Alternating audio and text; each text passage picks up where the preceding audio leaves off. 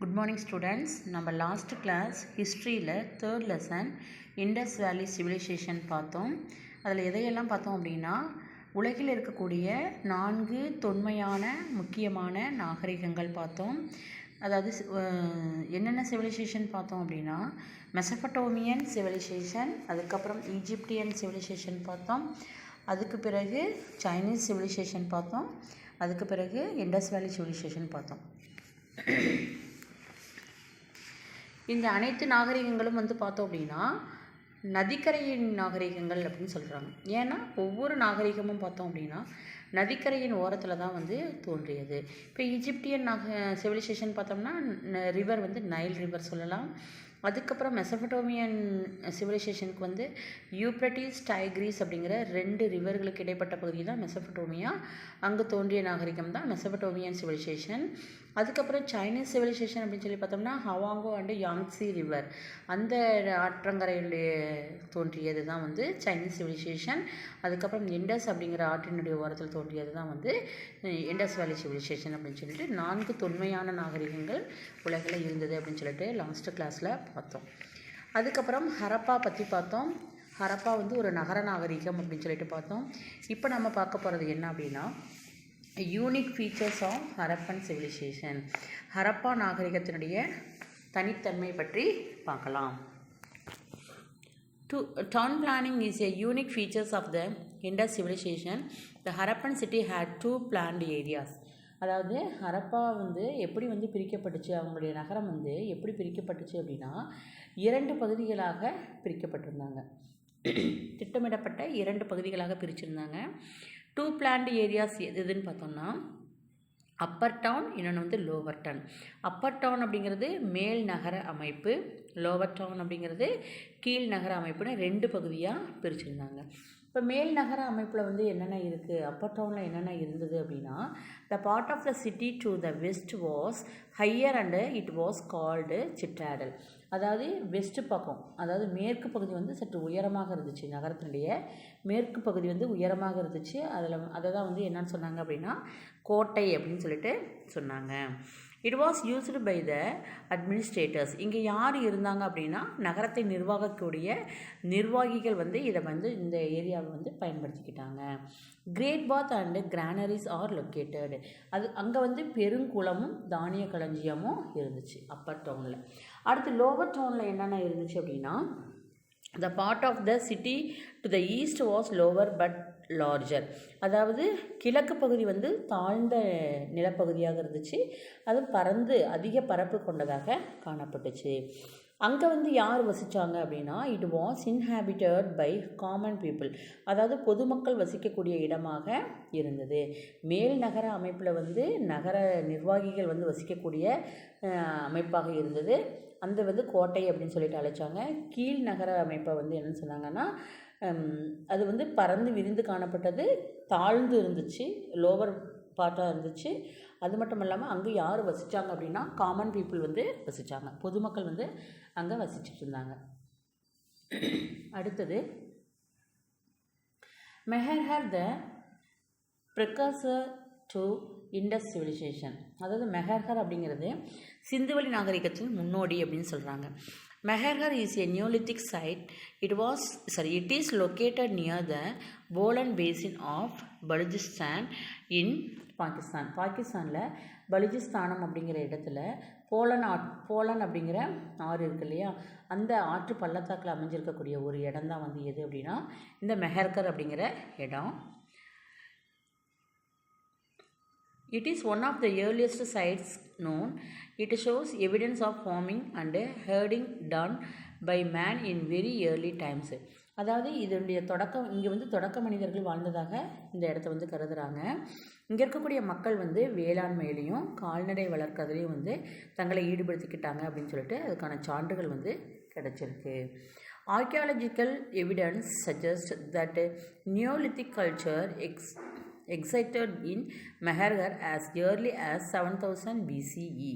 அதாவது 7000 ஆண்டுகளுக்கு முன், அதாவது பொது ஆண்டுக்கு முன் அந்த பீரியடில் மெஹர்கரில் பார்த்தோம் அப்படின்னா அங்கே இருக்கக்கூடிய மக்கள் வாழ்க்கை மெஹர்கரில் வந்து நாகரிகத்துக்கு முந்தைய வாழ்க்கை வந்து வாழ்ந்தாங்க, மக்கள் வந்து அங்கே வாழ்ந்தாங்க அப்படின்னு அதற்கான சான்றுகள்லாம் வந்து தொல்லியல் சான்றுகள் வந்து கண்டுபிடிக்கப்பட்டிருக்கு. அப்போ மெஹர்கரை வந்து என்னென்னு சொல்கிறாங்க அப்படின்னா சிந்துவெளி நாகரிகத்தின் முன்னோடி அப்படின்னு சொல்லிட்டு அழைக்கிறாங்க. அடுத்து நம்ம பார்க்க போகிறது எது அப்படின்னா ஸ்ட்ரீட்ஸ் அண்ட் ஹவுசஸ். தெருக்களும் வீடுகளும் எப்படி இருந்தது அப்படின்னு சொல்லி பார்க்கலாம். The streets are observed to have a grid pattern. They were straight, running from north to south and east to west and intersected each other at right angles. தெருக்கள் வந்து எப்படி இருந்தது? சட்டக வடிவமைப்பை கொண்டு காணப்பட்டது. அது மட்டும் இல்லாமல் தெருக்கள் வந்து எப்படி இருந்தது? ஸ்ட்ரைட்டாக இருந்தது, நேராக இருந்தது. அதுக்கப்புறம் தெருக்கள் வந்து வடக்கு தெற்காகவும் கிழக்கு மேற்காகவும் அந்த ஸ்ட்ரீட் வந்து போச்சு. ஒன்றை செங்கோணத்தில் வெட்டி கொள்ளக்கூடியபடியாக இந்த தெருக்கள்லாம் வந்து அமைந்து காணப்பட்டது. The roads were wide with rounded corners. Roads வந்து எப்படி இருந்துச்சுன்னா அகலமாக இருந்துச்சு, அதுக்கப்புறம் வளைவான முனைகளை கொண்டதாக காணப்பட்டுச்சு.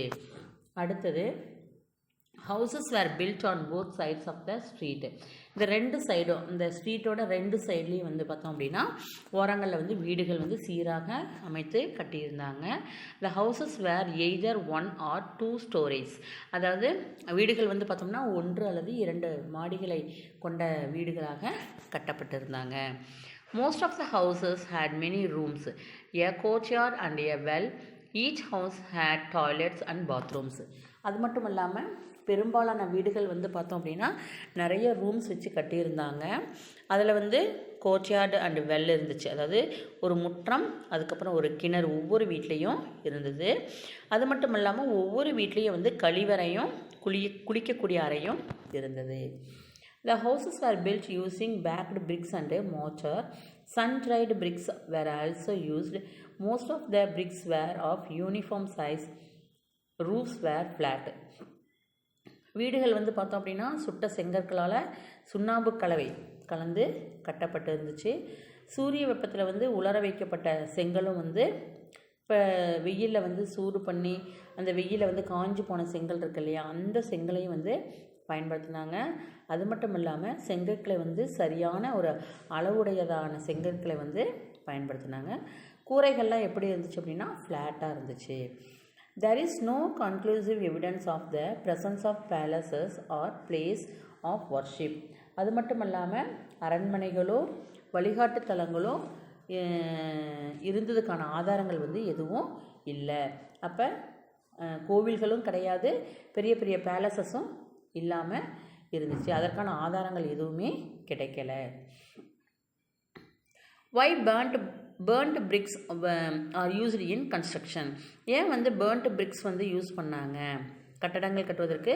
ஏன் வந்து செங்கற்களை வந்து சுட்டு பயன்படுத்தினாங்க அப்படின்னா அது வந்து எப்படி இருக்கும்? They were strong, hard, durable, resistant to fire and will not dissolve in water or rain.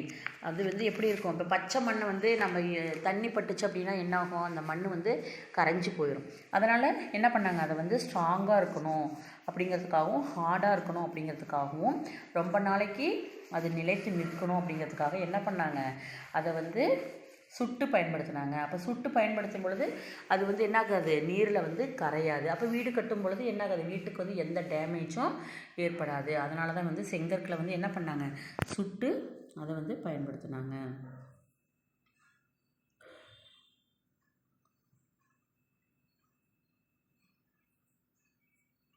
அடுத்தது ட்ரைனேஜ் சிஸ்டம். ட்ரைனேஜ் சிஸ்டம்னா கழிவுநீர் அமைப்பு. Many of these cities had covered drains. The drains were covered with slabs or bricks. இப்போ வந்து கழிவுநீர் அமைப்பு வந்து ஏற்படுத்தியிருந்தாங்க.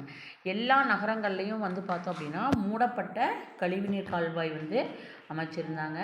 அந்த கழிவுநீர் கால்வாய் வந்து எப்படி வந்து மேலே மூடப்பட்டிருந்தது அப்படின்னா செங்கற்களை கொண்டும் இந்த கல் தட்டைகளை கொண்டும் பெரிய பெரிய கல்லை கொண்டும் என்ன பண்ணியிருந்தாங்க? மூடியிருந்தாங்க. Each drain had a gentle slope so that water could flow. ஒவ்வொரு ட்ரைனும் அதாவது ஒவ்வொரு சாக்கடையையும் பார்த்தோம் அப்படின்னா எப்படி இருந்துச்சு அப்படின்னா நீர் வந்து தேங்கி நிற்காமல் எப்படி இருந்தது, ஸ்லோப்பாக இருந்தது, அதாவது சரிவாக இருந்துச்சு. சரிவாக இருந்ததுன்னா என்ன பண்ணோம், தண்ணி வந்து தேங்கி நிற்காமல் வேகமாக என்ன ஆகிரும், ஓடிடும். அது மாதிரி கட்டியிருந்தாங்க. Holes were provided at regular intervals to clear the drains. அங்கங்கே வந்து ஹோல்ஸ் போட்டிருந்தாங்க. ஹோல்ஸ் வந்து எதுக்கு வச்சுருந்தாங்க அப்படின்னா ஏதாவது வந்து ட்ரைனேஜில் வந்து அடைப்பு ஏற்பட்டுச்சு அப்படின்னா அதை சரி பண்ணுறதுக்காக என்ன பண்ணாங்க, அங்கங்கே கொஞ்சம் தூரம் இடைவெளியில் அந்த இடத்துல வந்து கொஞ்சம் கேப் விட்டு வச்சுருந்தாங்க.